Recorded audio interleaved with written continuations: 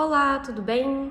Eu sou Ana Cândida Lopes, sou fonoaudióloga, mestre em distúrbios da comunicação e doutora em linguística, com experiência na área de docência no ensino superior. Hoje estou vinculada ao município de São Bento do Sul, na Secretaria Municipal de Saúde, e também atuo na pós-graduação da Unileia, na disciplina de assessoria escolar e oficinas de linguagem. Hoje estou aqui para contar um pouquinho para vocês o que é a área da fonoaudiologia educacional. E o curioso é que a fonoaudiologia, embora seja uma profissão que foi reconhecida no ano de 81, ela teve todo o seu histórico alicerçado às práticas dentro das escolas. Como assim? Então, quando surgiram os primeiros fonoaudiólogos, uma das vertentes históricas que falam sobre o surgimento do profissional do fonoaudiólogo contam que houve um período em que havia uma intenção de homogeneizar a fala de imigrantes ou a fala de populações economicamente e socialmente menos favorecidas. Com isso, queria-se diminuir regionalismos, simplificações de fala, diminuir trocas que eram decorrentes da influência de outras línguas, por conta de falas de imigrantes, para exercer, de certa forma, um exercício de poder sobre essa população. Então, queria-se uma língua homogênea, ou uma linguagem homogênea. A fim de se corrigir, então, essas falas que eram desviantes da norma, qual que era a ideia? Que essas práticas fossem inicialmente feitas por professores. Então, na verdade, os primeiros fonoaudiólogos, dentro dessa perspectiva homogeneizadora da língua, foram professores que tiveram funções de corrigir esses desvios que eram mais relacionados a questões socioeconômicas e culturais. Não eram patologias da fala, não eram problemas oriundos de ordem neurológica, de ordem orgânica, mas sim questões relacionadas à própria cultura daquela população. Então, assim, essas práticas começaram a ser desenvolvidas dentro das escolas. Porém, cada vez mais esses profissionais foram se distanciando desse ambiente escolar e foram se inserindo numas práticas de olhar para aquelas falas que eram de fato desviantes, mas não por questões culturais. Começou a olhar para as questões de patologia. E assim, então, surgiram as primeiras práticas clínicas de fonoaudiologia. Com isso, tais práticas foram cada vez mais se solidificando, de modo que em 1981, a partir da Lei 6965, reconheceu-se então o profissional de fonoaudiologia como uma profissão. A partir de então, o fonoaudiólogo acabou se distanciando das práticas escolares, que na verdade eram corretivas, de fala. E aí começou a se direcionar cada vez mais para as práticas de atuação clínica, olhar para as questões orgânicas, E hoje a gente sabe que o profissional da fonoaudiologia ele tem uma gama bem diversificada de especialidades que ultrapassam o contexto de olhar para a fala. Como, por exemplo, a área da voz, que vai olhar para as patologias que interferem na prega vocal, qualidade vocal, inclusive dos professores, através do uso excessivo da voz, do mau uso, dos maus cuidados, Tem também todo o olhar voltado para a área da motricidade orofacial, que pensa como que está funcionando toda essa musculatura de face, língua, lábios. Também pensa-se nas funções de respiração, mastigação, deglutição. E eu poderia citar mais uma infinidade de especialidades dentro da área da fonoaudiologia. Porém, evidenciando a área da educacional, que é o nosso foco aqui, tem-se que a partir do momento que se distanciou das práticas educacionais e o enfoque ficou todo voltado para o caráter clínico, o contexto educacional ficou um pouquinho mais deixado à margem. Só que as demandas da educação continuaram aparecendo. E até hoje elas continuam aparecendo. E não poucas as vezes em que nós fonoaudiólogos somos chamados para uma atuação no contexto escolar em que objetiva-se que a gente vá até a instituição fazer diagnóstico de alunos, ou que vai identificar problemas de alunos, ou até mesmo que vai tratar esses desvios individuais desses alunos.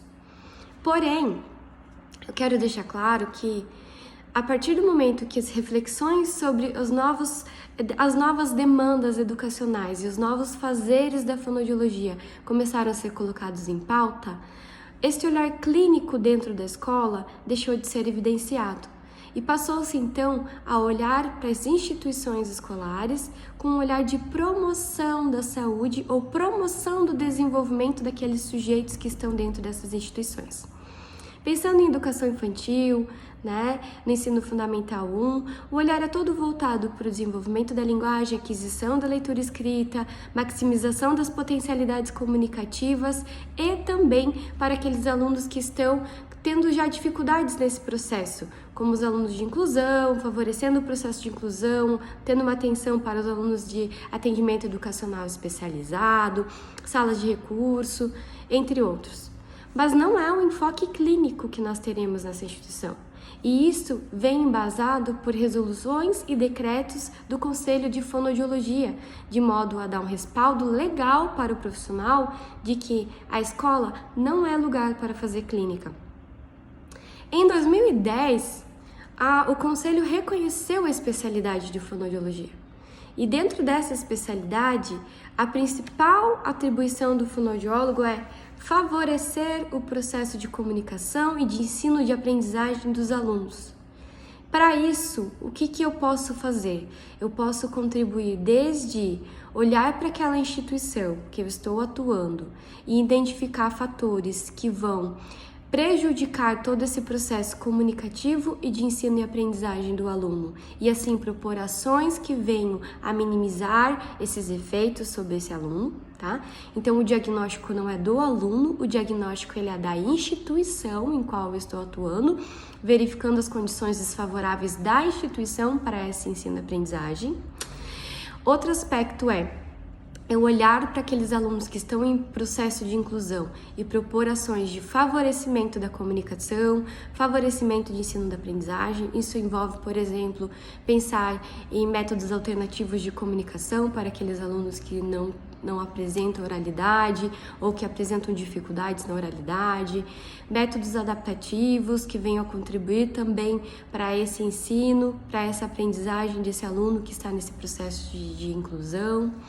Eu também posso propor ações de parceria, colaborativa com o professor, através de trocas, cursos, através de discussão de casos, através de estudos dirigidos que venham a pensar em estratégias conjuntas de favorecimento de ensino da aprendizagem dos alunos daquela instituição, tá?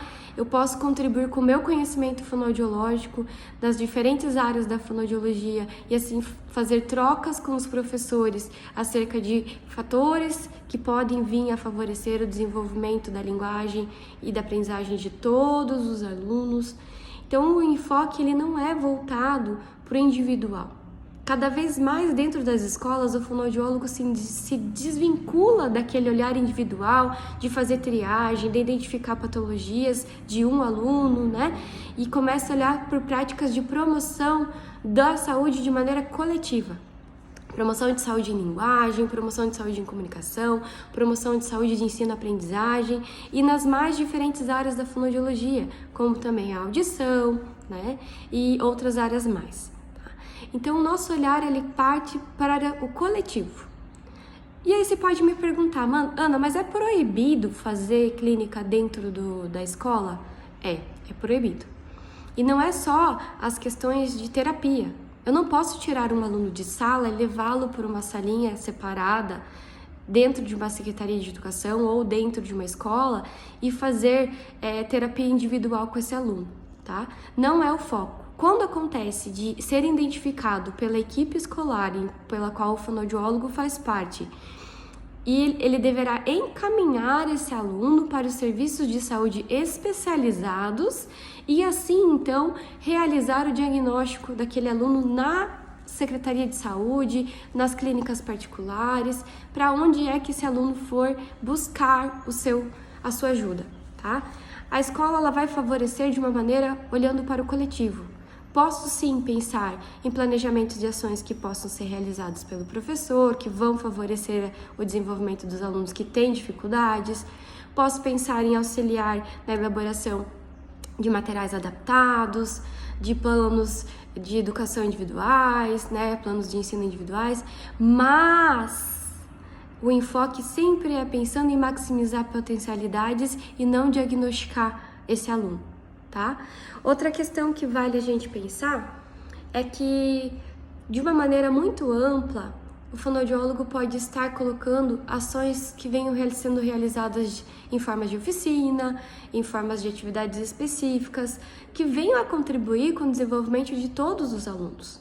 Então, quando eu insiro, seja, né, sugerindo num planejamento escolar, seja por meio de projetos especializados, seja por meio de ações que venham a ser desenvolvidas, atividades específicas para estimular e para desenvolver determinadas áreas da fonoaudiologia, eu vou estar promovendo uma maximização de potencialidade de todos os alunos da escola e não apenas daquele que tem dificuldade. Então, todos estarão se beneficiando da presença do fonoaudiólogo no contexto escolar. Esse é o enfoque, tá? Até em 2021, havia uma resolução que era de 2005, ela acabou sendo revogada pela resolução 606 de 2021, que diz que a atribuição do fonoaudiólogo é olhar para todos os aspectos da comunicação, maximizar o desenvolvimento nas áreas fonoaudiológicas, prestar assessoria e consultoria nas áreas fonoaudiológicas, auxiliar no processo de ensino-aprendizagem dos alunos, contribuir pelo planejamento, contribuir com práticas de formação dos professores, promover práticas interdisciplinares e intersetoriais, ou seja, educação com saúde, educação com assistência social, promover práticas de diálogo com essas diferentes secretarias e esferas para que possam ser pensadas ações conjuntas que venham favorecer todo o desenvolvimento daqueles sujeitos dentro dessa instituição. E o olhar não vai ser só voltado para as crianças. O fonoaudiólogo educacional, ele pode se inserir desde a educação infantil até o ensino superior, inclusive nas áreas de educação de jovens e adultos. Tá? Então, onde houver demanda para a comunicação, demanda para ensino-aprendizagem, em que o fonoaudiólogo possa contribuir com as diferentes áreas de sua competência, ele pode sim estar atuando, tá?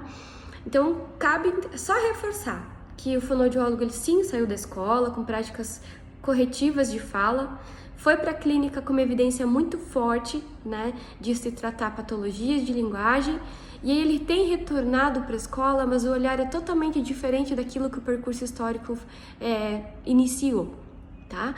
Esse olhar agora se distancia de práticas clínicas e olha para práticas promotoras de saúde nas diferentes áreas de especialidade do fonoaudiólogo. Esse deve ser o nosso enfoque, olhar para as maximizações de potencialidade dos alunos, o que eu consigo contribuir para que haja melhora da comunicação de todos, para que haja promoção do ensino da aprendizagem de todos, para que haja, quem sabe, uma atenção à qualidade vocal do professor, olhar para ambientes de trabalho que muitas vezes não estão adequados para a voz daquele professor que tem trabalhado, olhar para todas as esferas, né, para todas as populações e sujeitos que atuam dentro desse contexto educacional, traçar diálogos intersetoriais e interdisciplinares, tudo isso faz parte da ação do fonoaudiólogo escolar. Só não pode fazer terapia individual, mas maximizar potencialidades por meio de oficinas, por meio de práticas coletivas, tudo isso é sim permitido dentro desse espaço, tá? Mas para isso o fonoaudiólogo, ele começa olhando para a instituição. O que aquela instituição demanda de uma atenção em que eu posso contribuir com o meu conhecimento fonoaudiológico e propor ações que venham a favorecer todos os sujeitos que estão dentro dessa instituição, tá bom? Essa então é a minha contribuição, espero ter ajudado vocês, desejo muito sucesso na sua trajetória. Um abraço!